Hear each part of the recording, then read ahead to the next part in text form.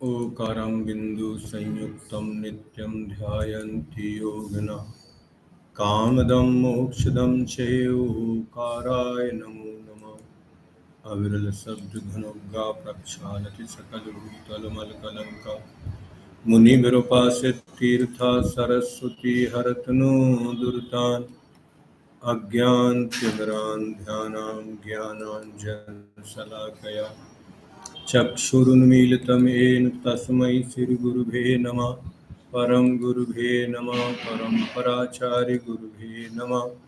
सकलकलशविध्वंसकं श्रेषां धर्मसम्बन्धकं भव्यजीवमनः प्रतिबोधकारकं शास्त्रं श्री तत्त्वार्थसूत्रजी नामधेयम् अस्य मूलग्रन्थकर्तारः श्रीगणधरदेवाः प्रतिगणधरदेवाः तेषां वचनानुसारमासत् आचार्यप्रवर्षामि उमास्वामी देवस्तं मङ्गलं भगवान् वीरो मङ्गलं गौतमो गणे मङ्गलं कुन्दकुन्दार्यो जैनधर्मोऽस्तु मङ्गलं सर्वमङ्गलमाङ्गल्यं सर्वकल्याणकारकं प्रधानां सर्वधर्माणां जैनं जयतु शासनं मोक्षमार्गस्य नेतारं भेत्तारं कर्मभूभृतां ज्ञातारं विश्वतत्त्वानां वन्दे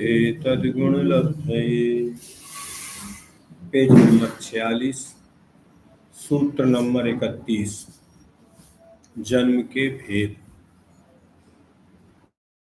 तक अपन ने संसारी जीवों के वर्णन में इंद्रियों का वर्णन और इंद्रिय आदि मन नहीं होने पर भी विग्रह गति में जीव कैसे जाता है, कितना समय उसको लगता है और संसारी जीव की गति कौन सी है और मुक्त जीव की गति कौन सी है। अब जब विग्रह गति से जाता है तो कहाँ जाता है? तो नवीन शरीर धारण करता है। उस नवीन शरीर धारण करने को बोलते हैं जन्म। तो उन जन्मों के कितने भेद हैं? तो यहाँ बताया जा रहा है, सम्मूर्छन गर्भोपपादाः जन्म। सम्मूर्छन गर्भोपपादा जन्म। जन्म जन्म, समूर्छन जन्म, गर्भ जन्म और उत्पाद के भेद से 3 प्रकार का होता है। सम्मूर्छन गर्भोपपादा है ना, तो समूर्छन जन्म, गर्भ जन्म और उत्पाद जन्म, ये 3 प्रकार का जन्म होता है।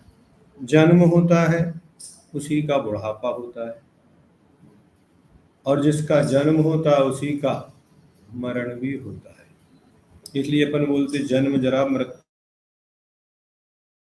का है त्रिजन्म विनाशनाय, क्योंकि चौथा कोई जन्म नहीं है। एक गर्भ जन्म है, एक समूर्छन जन्म है और एक उत्पाद जन्म है। समूर्छन जन्म किसे कहते?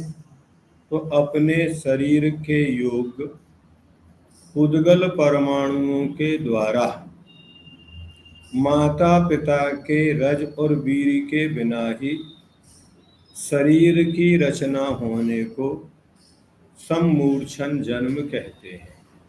जिनका समूर्छन जन्म होता है उनके कोई माता पिता नहीं होते हैं। वे वातावरण में से योग्य उद्गल वर्गणाओं को, परमाणुओं को ग्रहण करते हैं और एक योनि स्थान बन जाता है, उसमें उस जीव का जन्म हो जाता है। एक अंतर मुहूर्त में ही सारी पर्याप्तियां पूर्ण। गर्भ में तो अलग अलग काल बताया है, मनुष्यों का अलग है, त्रियंचों का अलग है, पक्षियों का अलग है, चतुष्पद का अलग है, अलग अलग उनके काल दिए। लेकिन समूर्छन जन्म कितनी देर में हो जाता है?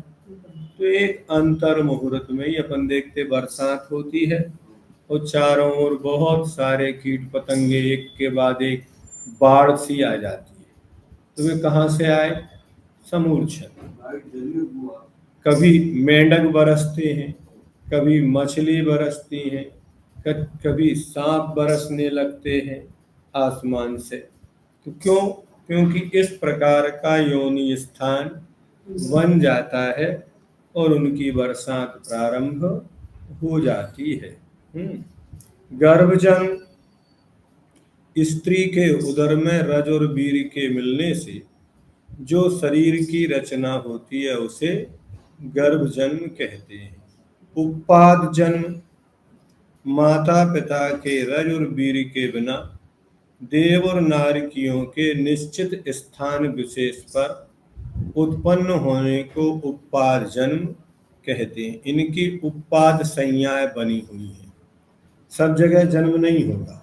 समूर्छन जन्म तो कहीं भी हो जाता है, लेकिन जो उपाद जन्म होता है तो नारकियों के ऊपर छत में बिल टाइप के बने हैं, उष्ट्रमुख योनि स्थान बने हैं, उसमें जीव का जन्म होता है और नीचे टपक जाता है। जैसे आम के पेड़ के फल पक के नीचे टपकते हैं, ऐसे ही वो नारकी उनके उपाद स्थान से जमीन पर, पृथ्वी पर आ जाते हैं।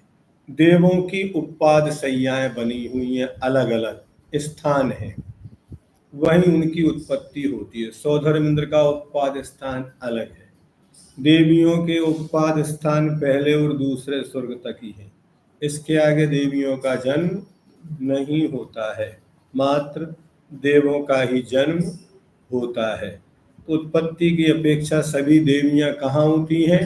पहले और दूसरे स्वर्ग में ही उत्पन्न, लेकिन वहाँ भी अलग अलग है। 16वें स्वर्ग की देवी की आयु अलग होगी और पहले दूसरे स्वर्ग की देवियों की आयु अलग होगी। ऐसी व्यवस्था उन देवियों के और देवों के उपाद स्थान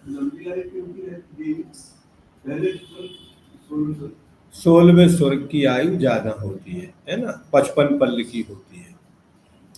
जितने सागर की आयु स्वर्ग में होती है उसमें 2.5 का गुणा कर दो तो 22 सागर की है तो 55 पल्ल की होगी। 2 सागर की है तो 5 पल्ल की आयु होती है। ऐसा उनका एक गणित है ना। तो वे देव और नारकी अपने उपाद स्थान में ही जन्म लेते हैं। वे भी अंतर मुहूर्त में पर्याप्तियां पूर्ण करके और पुनः जैसे कोई व्यक्ति पलंग पर सो रहा हो और नींद से उठ के जग जाए, ऐसे ही वो उठ के बाहर आके बैठ जाते हैं। और उसमें किवाड़ होते हैं उपाद शैया में। जैसे ही जन्म होता है उस समय वे खुलते हैं, और जैसे कोई कमरे में से बाहर आता है ऐसे वे बाहर आ जाते हैं, फिर वो बंद हो जाती है। मान लो वहाँ 2 सागर तक किसी को जन्म नहीं लेना तो उतने काल तक उसके कपाट बंद रहेंगे, और जब किसी अन्य का जन्म होगा तो देव लोग अवधि ज्ञान से जान लेते हैं और लाइन लगा के खड़े हो जाते हैं कि अब उसका जन्म होने वाला है, वो बाहर आएगा।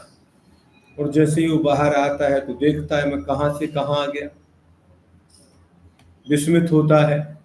तो वो कहते हैं देव ये स्वर्ग है, आप यहाँ आए हैं, ये इधर बावड़ी है, यहाँ स्नान करिए, ये द्रव्य रखिए, लेके भगवान के दर्शन करिए, और हम आपके सेवक हैं, आप हमारे स्वामी हैं। और वो अपना अवधि ज्ञान लगा के सारा वृतांत जान लेता है। सबकी उपाद सैया है। हाँ, सभी देव कोई भी हो, किसी भी निकाय का हो, उनका जन्म तो उपाद जन्म ही होता है। शरीर वैक्य की होता है, संस्थान चर हाँ, भोग भूमि के गर्भजी होते हैं। भोग भूमि में समूर्छन जीव, विकलत्रय जीव नहीं होते हैं।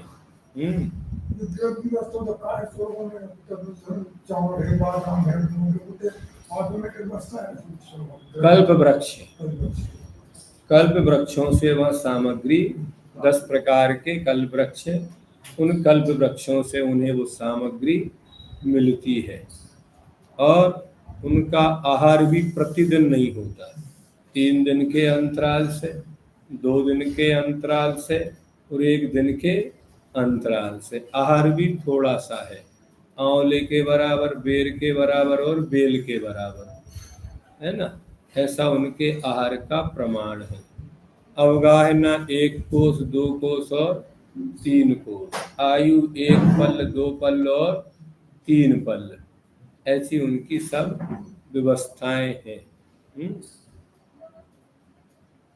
तो ये हो गया जन्म का वर्णन। अब जन्म जिस आधार से होता है उसको बोलते हैं योनि। जहाँ जन्म होता है उस आधार को क्या बोलते हैं? तो योनि। वे योनियाँ कितने प्रकार की हैं? तो उन योनियों का वर्णन यहाँ पर किया जा रहा है।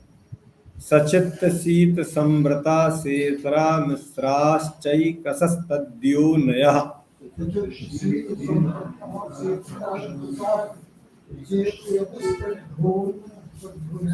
सचित्त शीत संवृता सेतरा मिश्राश्चैकसस्तद्योनयः।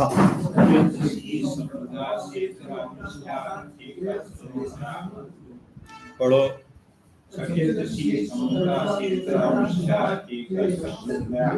हाँ, सचित्त शीत समृत। सचित्त माने जीव सहित, शीत माने जिनका स्पर्श शीत होता है, समृत माने ढकी हुई, सा इतरा इनसे उल्टी, अचित्त जीव रहित, उष्ण गर्म, विव्रत खुली हुई, चा और एक सहा एक एक कर, इनके मिश्रा क्रम से मिली हुई, 3 सचित्त सचित्ताचित्त, शीतोष्ण, संवृत और विव्रत। ये 9 तद योनयः, उन समूर्छन आदि जन्मों की योनियां संति हैं। जो 3 जन्म बताए उन 3 जन्म वालों की 9 योनियां होती हैं। सचित्त योनि, चेतना सहित योनि को सचित्त योनि कहते हैं।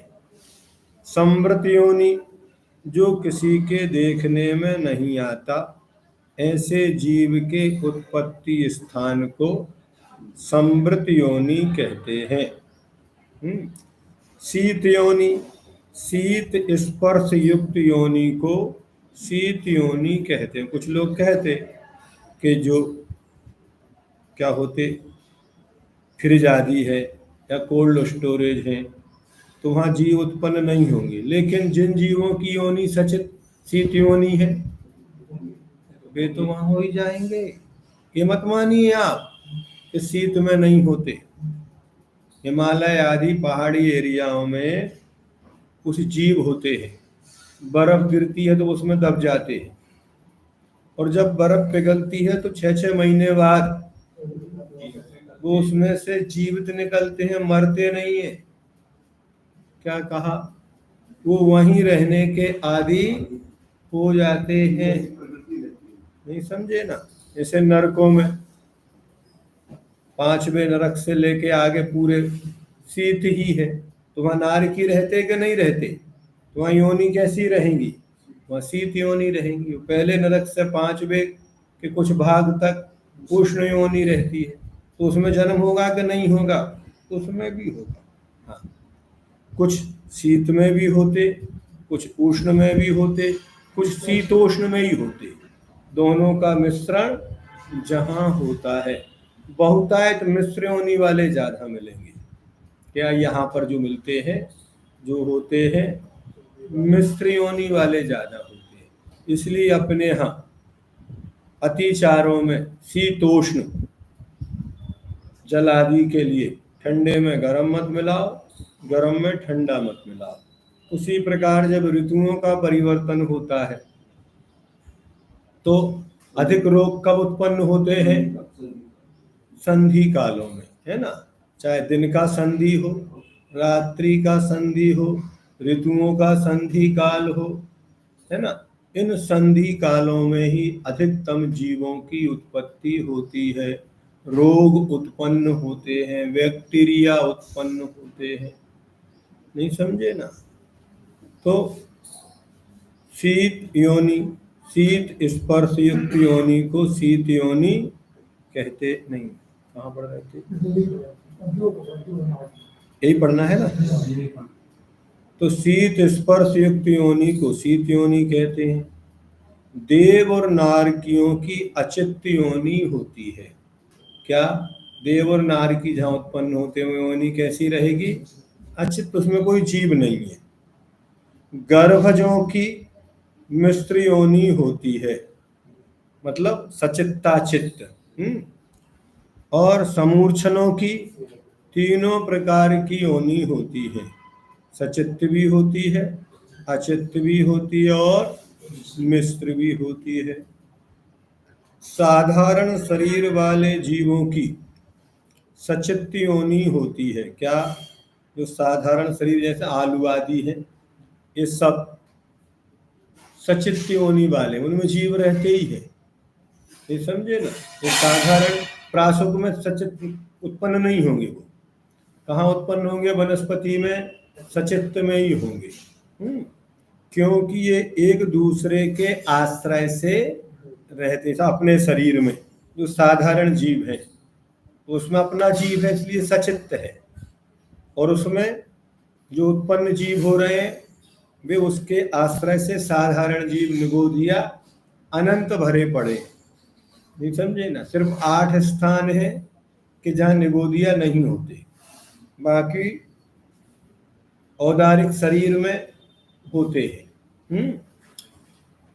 और वनस्पति में भी होते हैं, लेकिन पृथ्वी का, जल का, अग्नि का, वायु, इन 4 में, देव नारकियों के वैकृत शरीर में है ना क्षय हो गए, और आहारक शरीर में भी निगोदिया जीव नहीं होते। और केवली भगवान का जो परमोदारिक शरीर है वह भी निगोदिया जीवों से रहित होता है। बाकी सब संसारी जीवों के शरीर जितने भी हैं, त्रियंच मनुष्य, 2 इंद्री से लगाकर 5 इंद्री तक, इन सब में निगोदिया साधारण जीव होते हैं। और वो है 8 स्थान। हाँ, 8 स्थान। पृथ्वी का एक, जल का एक, अग्नि का एक, वायु का है। इन 4 में नहीं होते हैं।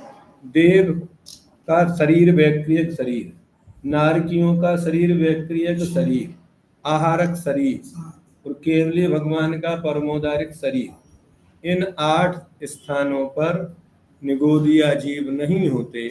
वहाँ की 2 इंद्री से लेकर जितने भी जीव बचे इन सब में निगोदिया जीव होते हैं। प्रत्येक वनस्पति में भी नहीं होते। साधारण वनस्पति, तो वनस्पति के 2 भेद किए, एक साधारण और एक प्रत्येक। तो प्रत्येक वनस्पति में भी वनस्पति का जीव तो रहेगा, लेकिन उसमें साधारण निगोद जीव नहीं होंगे। इनके अतिरिक्त शेष समूर्छन जीवों के अचित्त और मिश्र दोनों प्रकार की योनियां होती हैं। अचित्त भी होती हैं और मिश्र भी होती है। देव और नारकियों की शीत और उष्ण दोनों प्रकार की योनियां होती हैं। तेजस कायक जीवों की उष्ण योनि होती है। इनके अतिरिक्त जीवों की योनियां 3 प्रकार की होती हैं, अर्थात शीत भी होती हैं, उष्ण भी होती हैं और शीतोष्ण भी होती है। हाँ, कितना भी गर्म कर दो उस मांस को तो भी उसमें जीव उत्पन्न होते रहेंगे। कितने भी तुम फ्रिज में रख दो तो भी उसमें जीवों की उत्पत्ति मरण होता रहेगा, कोई रोकने वाला नहीं है। देव नारकी और एक इंद्रियों की संवृत योनि होती है, ढकी हुई। इसलिए जो बीज आदि बोते हैं तो वो मिट्टी में उनको दबाना पड़ता है, तभी उसमें अंकुरा उत्पन्न होता है। अब ढकी होने से मिट्टी अकेली नहीं हो, पानी में पड़ी हो तो भी अंकुरित हो जाएगी, ढकी हो गई, नहीं समझे ना। तो संवृत माने ढकी हुई। विकलेंद्रियों की विवृत योनि माने खुली योनि होती है, इसलिए कहीं भी पैदा होकर उड़ने लगते हैं, हवा में वहीं उत्पन्न हो गए, खुली है उनकी योनि, ढकी हुई नहीं है, अंकुर बन के नहीं निकलेगी, नहीं समझे ना। तो विकलेंद्री कहीं भी पैदा हो जाते हैं, इसलिए ढाई द्वीप में विकलेंद्री मिलेंगे और स्वयंभू रमण में मिलेंगे। लेकिन बीच के जो असंख्यात द्वीप समुद्र हैं, ढाई द्वीप से परे और स्वयंभू रमण से पहले, इनमें विकलेंद्री जीव नहीं होते। दो समुद्रों में ही विकलेंद्री जीव मिलेंगे। इसके आगे के जो समुद्र हैं और स्वयंभू रमण से पहले के समुद्र में कोई जलचर जीव नहीं होते हैं। क्या समूर्छन जीव भी, उनमें कोई पंचेंद्री जीव भी जल में, जैसे क्षीर समुद्र में कोई मछली कछुआ आदि नहीं होते हैं।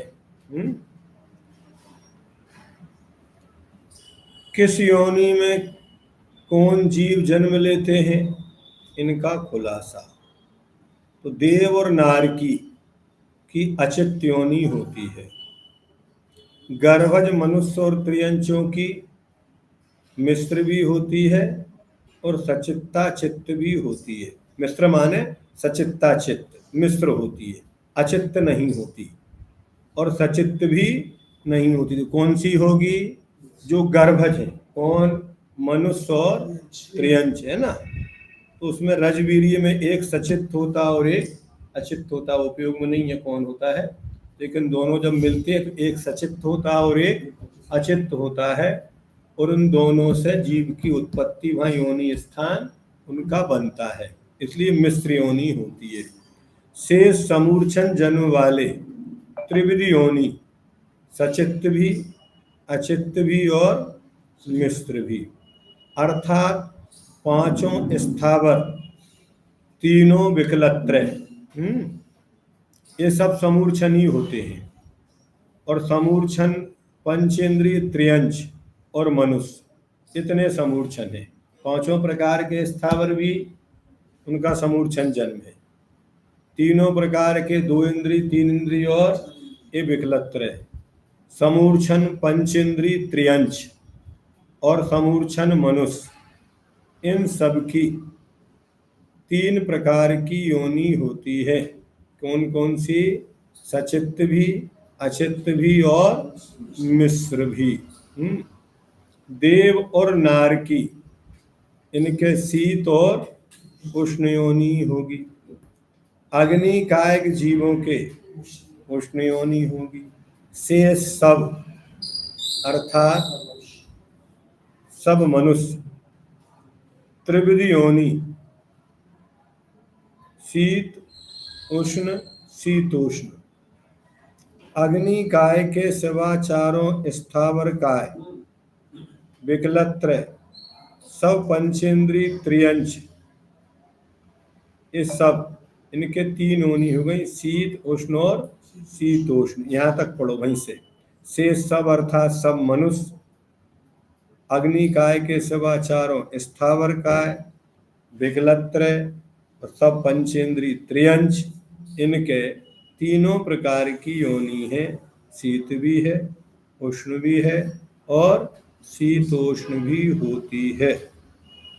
देव नारकी और एक इंद्रियों के संवृत, विकलेंद्रिय व समूर्छन पंचेंद्रियों के विवृत और मिश्र गर्भज जीवों के मिश्र योनि होती है। अब गर्भ जन्म किन किन का होता है? तो उसके स्वामी जरायु जांडज पोतानाम गर्भः, जरायु जांडज पोतानाम गर्भः। जरायुज, अंडज और पोत, दो में तो जा लगाना, जरायुज में और अंडज में, लेकिन पोतज में कभी पोत ही बोलना, पोतज नहीं लगाना। इन तीनों प्रकार के प्राणियों के गर्भ जन्म ही भवती होता है। उनके जरायुज का भी गर्भ जन्म है, अंडज भी गर्भ जन्म से, और पूत जन्म वाले भी गर्भ जन्म से ही उत्पन्न होते हैं, अथवा गर्भ जन्म उक्त प्राणियों के ही होता है। जरायुज जन्म के समय प्राणी के शरीर से जाल, रुधिर और मांस की जो खोल सी लिपटी रहती है उसे जरायु या जेर कहते हैं। उससे जो उत्पन्न होता है उसे जरायुज कहते हैं, जैसे गाय, भैंस, मनुष्य वगैरह वगैरह और भी होते हैं, है ना। अंडज, जो जीव अंडे से उत्पन्न होते हैं उसे अंडज कहते हैं। इनके ऊपर भी जाल रहता है, खोल उसका, जैसे चील, कबूतर आदि जितने पक्षी हैं। पोत, पैदा होते ही समय जिस जीव पर किसी प्रकार का आवरण नहीं होता और जो योनि से निकलते ही चलने फिरने लगता है उसे पूत कहते हैं। जैसे हरण और सिंह वगैरह, इनका जो जन्म है, आगे से निकल जा, किवाड़ बंद कर ले, तो हिरण वगैरह और भी होते होंगे बहुत बहुत प्रकार के। अब उपाद जन्म के स्वामी गर्भ के हो गए, तो देवनारकाणा मुप्पादः, देवनारकाणा मुप्पादः, हाँ, देवनारकाणा, देवों और नारकियों के, उपपादः, उपाद जन्म एवं ही जायते होता है। अथवा जन्म अथवा उपाद जन्म देव और नारकियों के ही होता है, या देव और नारकियों का उपाद जन्म ही होता है, ये नियम हो गया। अब समूर्छन जन्म के स्वामी कौन है? तो शेषाणाम समूर्छनम, शेषाणाम केशाणाम, जो गर्भ और उपाद जन्म वालों को छोड़ दो, तो जो शेष बचे उन सब जीवों का जन्म, तो एक इंद्री से लेकर पंच इंद्री तक के जितने भी त्रयंश हैं जिनका गर्भ जन्म नहीं हुआ, और वे मनुष्य जो गर्भ जन्म से उत्पन्न नहीं होते, तो दो गति में ही समूर्छन जन्म होता है, नारक त्रयंशों में और मनुष्यों में। देव नारकियों में न गर्भ जन्म होता है न समूर्छन जन्म होता है। दोनों प्रकार के होते हैं, दोनों होते हैं, गर्भ जन्म वाले भी होते हैं और समूर्छन जन्म वाले भी होते हैं।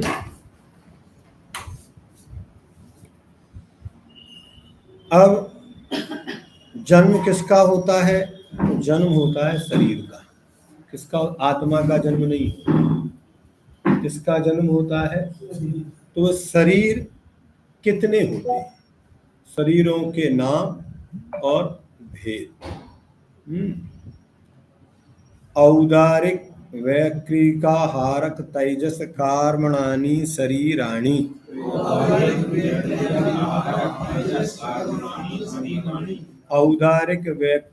हारक तेजस कार्मणानि शरीराणि।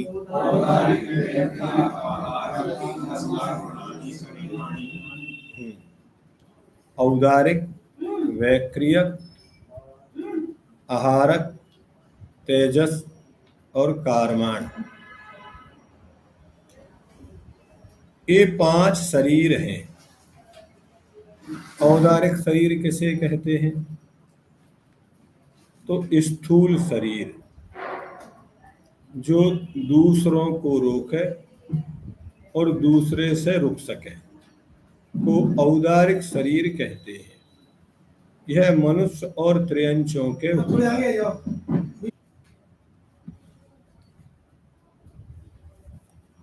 जो एक जो स्थूल शरीर जो दूसरे को रोके और दूसरे से रुक सके को औदारिक शरीर कहते हैं। यह मनुष्य और त्रियंशों के होता है, जो एक अनेक स्थूल सूक्ष्म हल्का भारी आदि अनेक प्रकार किया जा सकता है। उस शरीर को वैक्रिक शरीर कहते हैं। यह देव और नारकियों के होता है। विक्रिया रिद्धि इससे भिन्न है। देखो, वैक्रिक शरीर अलग है और विक्रिया रिद्धि अलग है। विक्रिया तो औदारिक से औदारिक में भी हो जाती है, लेकिन वैक्रियक शरीर देव नारकियों के ही होता है और विक्रिया रिद्धि त्रियंश और मनुष्यों को भी होती है। एक वो तपस्या से, रिद्धि तपस्या से ही होगी, लेकिन विक्रिया त्रियंशों में भी देखी जाती है ना। हाँ, अग्निकायक जीवों में भी विक्रिया होती है, ठीक है ना। तो विक्रिया रिद्धि इससे भिन्न है, वैक्रिक शरीर नहीं है वो, क्योंकि उसका निर्माण अलग तरीके से होता है। और वर्गणाएं जो होती है तो वैक्रिक वर्गणाओं को ही ग्रहण करेगा, वो आहारक वर्गणाएं उस रूप परिणमन करेंगी वो, है ना। वह औदारिक शरीर में होती है। क्या विक्रिया रिद्धि जो शरीर के साथ जो रिद्धियां होती है, क्या कहा, विक्रिया रिद्धि औदारिक शरीर में होती है। किसमें होती है? विक्रिया रिद्धि औदारिक शरीर में होती है और वैक्रिक शरीर अलग देवनारकियों का होता है। आहारक शरीर सूक्ष्म पदार्थ का निर्णय या वंदना आदि के लिए छठे गुणस्थानवर्ती मुनि के मस्तक से एक हाथ का जो पुदला निकलता है उसे आहारक शरीर कहते हैं। देखो, अब एक हाथ का प्रमाण दिया है तो एक समान होगा कि छोटा बड़ा होगा? हाँ, 500 धनुष की अवगाहना वाले का हाथ अलग होगा और 3.5 हाथ वालों के हाथ अलग होगा। एक हाथ भले ही कहा है, जिसके शरीर से निकलेगा उसी के हाथ से। हर व्यक्ति अपने हाथ से 3.5 या 4 हाथ का होता है ना। ऐसे अपना जो बैमा होता है ना, ये पूरे, अगर उसका संस्थान सही है तो। अब छोटे छोटे हाथ हैं हमारे महेंद्र जैसे, तो वो उसके हाथ से उतना ही है। हाँ, कई एक बार मैंने देखा था तो बच्चों को नाप सिखा रहे थे, तो वो उन्हें दोनों हाथ फैला कर निशान लगा दिया, वो खड़ा कर दिया, बस इतना ही होता है हर व्यक्ति। हाँ, किसी के हाथ कभी कभी लंबे भी होते हैं तो किसी के हाथ छोटे होते हैं, तो एक अलग व्यवस्था है। लेकिन सामान्य समचतुर संस्थान वाला होगा तो उसका नाप एक बराबर अपने हाथ से ही उतना होगा, ऐसा जानना चाहिए, ठीक है ना। तो एक हाथ से मतलब अलग अलग उनका भी नाप हो जाएगा। उसे आहारक शरीर कहते हैं। तेजस शरीर औदारिक आदि शरीरों में तेज कांति देने वाले शरीर को तेजस शरीर कहते हैं, जो 3 शरीरों को कांति प्रदान करता है, औदारिक, वैक्रियक और आहारक, बस, है ना। इन 3 में जो कांति है वह तेजस शरीर है। अब तेजस शरीर भी 2 प्रकार का होता है, एक निस्रणात्मक, एक अनिस्रणात्मक, है ना। जो निस्रणात्मक होता है वो भी 2 प्रकार का होता है, एक शुभ तेजस और एक अशुभ तेजस, है ना। तो छठे गुणस्थानवर्ती मुनि महाराज के जो दाहिने कंधे से निकलता है वो शुभ तेजस होता है और बाएं कंधे से जो निकलता है वो अशुभ तेजस होता है। जो शुभ तेजस होता है वो शुभ श्वेत वर्ण का होता है और वो सुभिक्षादि करके पुनः मुनि महाराज के उस शरीर में प्रवेश कर जाता है। जो अशुभ तेजस होता है वो बिलाव के आकार का होता है और वह 12 योजन तक फैलता चला जाता है। उस 12 योजन में जितने भी मनुष्य प्राणी आदि हैं उन सबको जलाकर नष्ट करके अंत में उन मुनि महाराज को भी जला के नष्ट कर देता है। और भी कई हुए, दीपायन हुए, एक दंडक वन में जो मुनि महाराज हुए, जब 500 मुनि महाराज को घानी में पेला तो एक महाराज वहां भी थे, उनको भी अशुभ तेजस निकला और उन्होंने दंडक राजा के संपूर्ण राज्य को जला के नष्ट कर दिया। हाँ है ना, परंपरा में तो है। जटायु के पूर्व भाव में जब पूछे जाते हैं तो वहाँ है,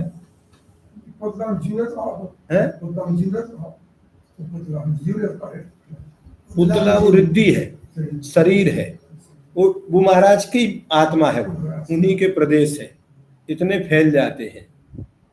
नहीं समझे ना, जैसे आप हाथ लंबा कर दो तो आपके उसमें जीव प्रदेश है, जीव है, ऐसे ही वो हाथ की जगह वो फैल गया। हाँ, ऐसे जो पुतला गया आहारक रिद्धि का पुतला, उसमें भी आत्मा के प्रदेश सब है, वहां तक आत्मा के प्रदेश लगे हुए, क्योंकि आत्मा अखंड है, दो नहीं हो जाएगी। नहीं समझे ना, आत्मा एक अखंड द्रव्य, अपने को देखने, जैसे किसी व्यक्ति की उंगली कट गई तो वो तड़प रही है, तो वहां तक आत्मा के प्रदेश फैले हैं, फिर वो धीरे धीरे संकोच होंगे, जब संकोच होंगे तो वो शांत हो जाती है। कभी छिपकली की पूंछ टूट जाती है तो वो शक्ति रहती है।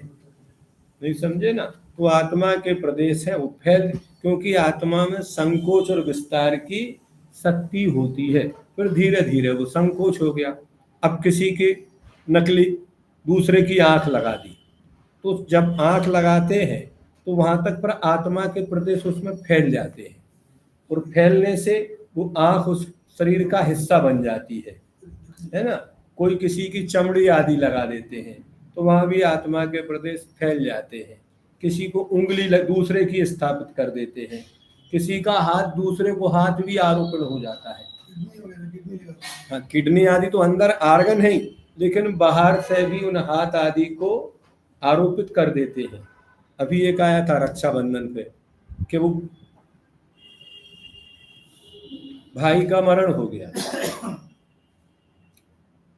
तो वो हाथ दूसरे को लगा दिया, उस हाथ पर राखी बांधी गई, तो किस पर बांधी, बोले हमारे भाई का हाथ है, ऐसा करके बहन ने उसको राखी बांधी, बहन ने बांधी या भाई को बांधी, ऐसा कुछ उसमें है, था एक उदाहरण कि डॉक्टरों ने ऑपरेशन करके उस हाथ को दूसरे व्यक्ति को लगा दिया और वो हाथ जुड़ गया और काम करने लगा। ऐसा भी होता है, ठीक है ना। तो आत्मा के प्रदेश इस प्रकार से फैलते हैं, तो ये तेजस भी शरीर होता है। कार्माण शरीर, ज्ञानावरणादि 8 कर्मों के समूह को कार्माण शरीर कहते हैं। शरीरों की सूक्ष्मता, परम परम सूक्ष्मम, परम परम सूक्ष्मम। हाँ, परम परम मन आगे आगे की, जो सूत्र में कहे गए कि औदारिक, औदारिक से वैक्रियक, वैक्रियक से आहारक, आहारक से तेजस, तेजस से कार्माण। औदारिक से परम परम आगे आगे के शरीर सूक्ष्मम सूक्ष्म है, अर्थात औदारिक से वैक्रियक, वैक्रियक से आहारक, आहारक से तेजस और तेजस से कार्माण शरीर सूक्ष्म है। इसीलिए अपने को औदारिक तो दिखता है, लेकिन इसके आगे के जो शरीर हैं वैक्रियक भी अपने ज्ञान का विषय नहीं बनता। भले कोई देव यहाँ आके बैठ जाए, आप उसको नहीं देख सकते, वो निकल जाए, आपको उसका एहसास नहीं होगा। उसी प्रकार आहारक का, आपके सामने ही बैठे उन मुनि महाराज के, और उनको आहारक पुतला निकल जाए, चला जाए, आ जाए, लेकिन वो किसी को दिखता नहीं है, क्योंकि वो रुकता भी नहीं है किसी को, सिर्फ औदारिक ही रुकता है और रोकता है। लेकिन अन्य जो शरीर हैं वे न किसी से रुकते हैं ना रोकते हैं। तो ऐसे उनके ऋणात्मक अपने सबके शरीर में रहता है।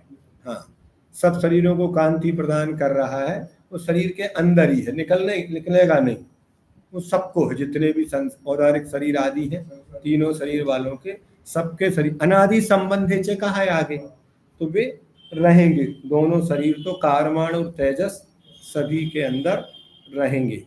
वो परभव में भी जाता है, कारमाण के साथ तेजस भी चला जाएगा विग्रह गति में।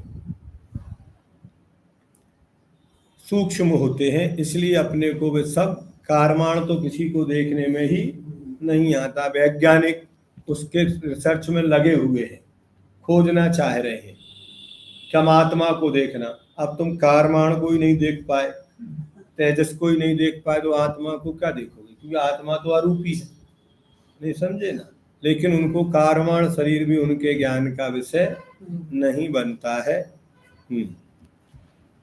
अब औदरिक आदि 3 शरीरों के प्रदेश, तो प्रदेश तो संख्ये गुणम प्राग तैज 7, प्रदेश तो संख्ये गुणम प्राक तैज 7, पढ़ो। प्रदेशतः प्रदेशों या अंशों की अपेक्षा, प्राक तेज 7 तेजस से पहले पहले के शरीर, असंख्य गुणम असंख्यात गुणे असंख्यात गुणे हैं। क्या उनमें जो प्रदेश हैं, देखो है तो सूक्ष्म, परम परम सूक्ष्म कहा, लेकिन प्रदेशों की अपेक्षा असंख्यात असंख्यात गुणे। जैसे पाषाण होता है, पाषाण से चांदी भारी होती है,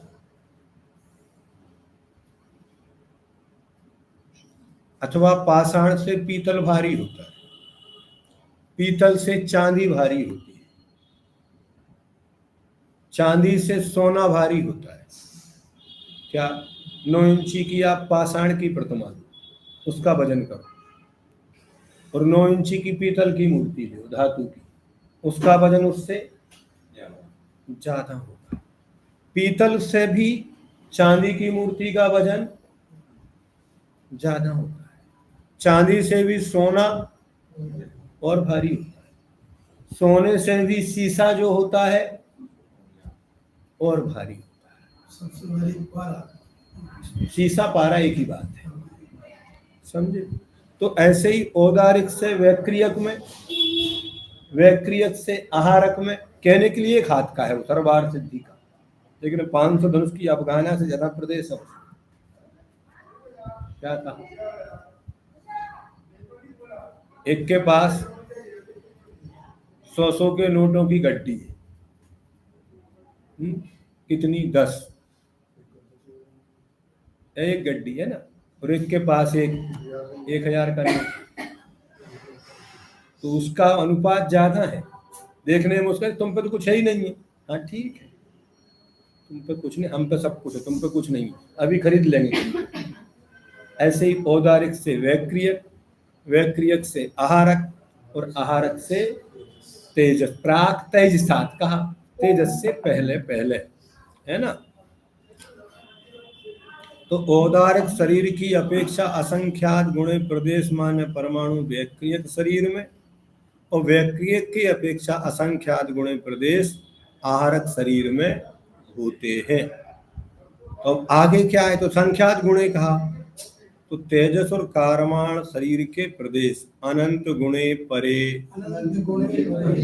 अनंत गुणे परे, परे माने शेष 2 शरीर, अनंत गुणे जो आहारक में प्रदेश कहे गए थे, अब उसमें असंख्यात गुणे नहीं, तेजस में अनंत गुणे प्रदेश है, और तेजस से अनंत गुणे कारवाण शरीर में। अब देखो है तो बिल्कुल अदृश्य सूक्ष्म है, लेकिन उसमें प्रदेश कितने हैं? अनंत गुणे परे। इन्हीं सूत्रों के अनुसार आज परमाणु, ठीक है ना।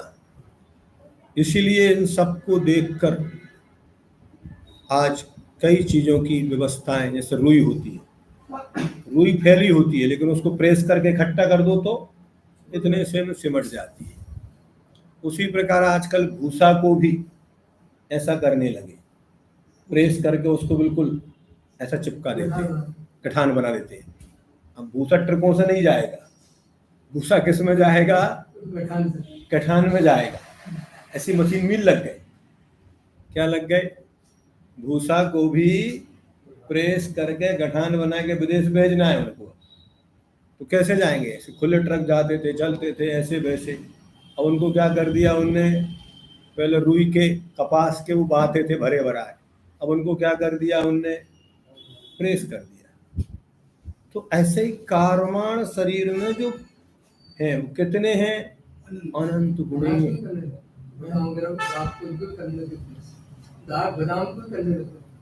हाँ, फल आते ना, बीज वगैरह आपके, अखरोट वगैरह, इन सबको प्रेस करके कंट्रोल, क्या बोलते हैं उनको पता नहीं, हाँ सब।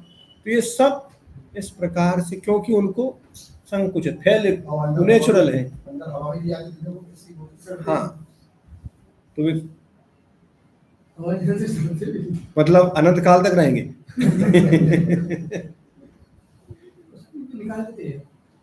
अरे कभी तो सड़ेंगे सबकी बस।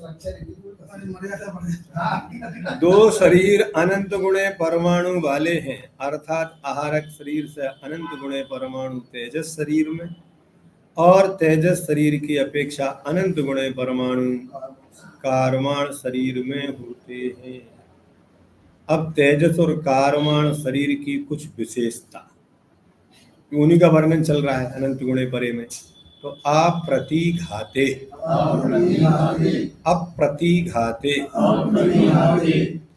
तेजस और कारवाण ये दोनों शरीर अप्रतिघाती यानी बाधा से रहते हैं, अर्थात ये दोनों समस्त लोक में किसी भी मूर्तिक पदार्थ से न स्वयं रुकते हैं और न किसी को रोकते हैं।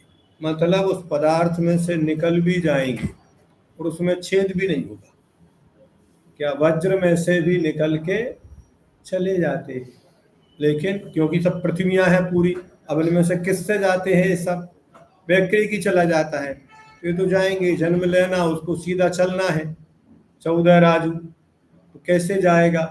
13 राजू, 7 राजू।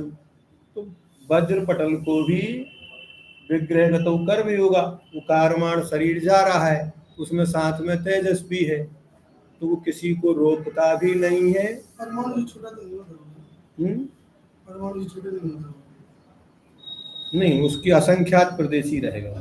परमाणु तो एक प्रदेशी होता है, उसके शरीर असंख्यात प्रदेशी रहेंगे। कितना भी छोटा शरीर हो, वो असंख्यात प्रदेश से छोटा नहीं होता, लेकिन परमाणु एक प्रदेशी होता है। समझ गए ना? हाँ, लेकिन ये तो इतना सूक्ष्म, परम सूक्ष्म, ये परमाणु से भी सूक्ष्म पकड़ने में वैसे नहीं, समझे ना? इसका परिणमन अलग है। परमाणु को तो विज्ञान ने पकड़ लिया, लेकिन परमाणु को नहीं पकड़ा, वो भी स्कंदी है। आज विज्ञान जिसको परमाणु कह रहा है वो भी स्कंद ही है, ध्यान रखो, ये समझे ना?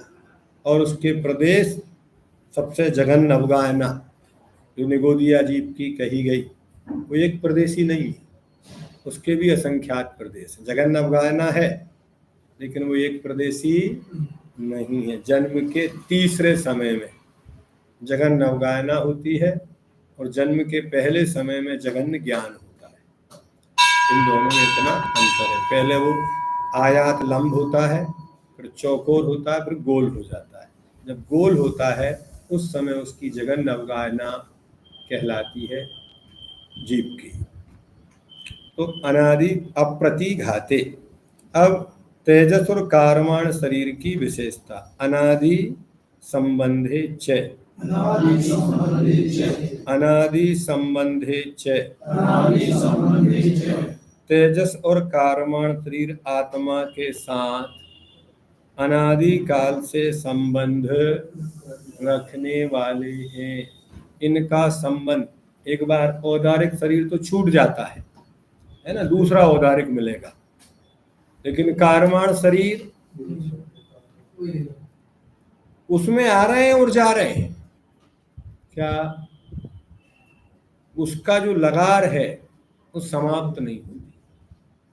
जैसे हम कई बार बोल देते ना, छत्तीसगढ़ की शराब का बर्तन, हंडी चढ़ी रहती है, 2 लोटा पानी डाल दिया और 2 निकाल दिया, तो जितने परमाणु खिरते हैं उतने जुड़ जाते हैं। सिद्धों के अनंत वे भाग, अभव्य राशि से अनंत गुणे कर्म परगणाएं उस शरीर से चिपक रही हैं और झड़ रही हैं। प्रति समय उतना बना हुआ है ना। जैसे नाली पाइप में पानी आ रहा है और जहाँ इधर बाहर निकल रहा है और इधर अंदर जा रहा है, लेकिन वो नाली में तो पूरा पानी, वो कभी खाली नहीं होती नाली, वो भरी ही रहेगी। क्या ऐसे ही इतने वो कर्म कारमाण शरीर और तेजस शरीर आत्मा के साथ हर समय लगे रहेंगे। कब से है? अभव्य की अपेक्षा तो अनादि अनंत, और भव्य की अपेक्षा अनादि शांत भी है। यह तो अनादि काल से, लेकिन उनका अंत हो सकता है। तो तेजस और कारमाण शरीर की क्या विशेषता और है, किसको होते हैं? तो सर्वस्व, ये दोनों शरीर समस्त संसारी जीवों के होते हैं। ऐसा कोई जीव नहीं है संसार में, वो भले ही 13वें गुण स्थान वर्ती केवली भगवान भी क्यों ना हो, उनको भी तेजस और कारमाण शरीर का सद्भाव बना रहे, कोई साधन नहीं है। अब एक जीव में इतनी रखें, अभी कल पढ़ लेंगे। अभी तो है 49 तक है, 7 सूत्र है, 53 है ना, 53 तक है। कल उसको अपन पूरा करेंगे।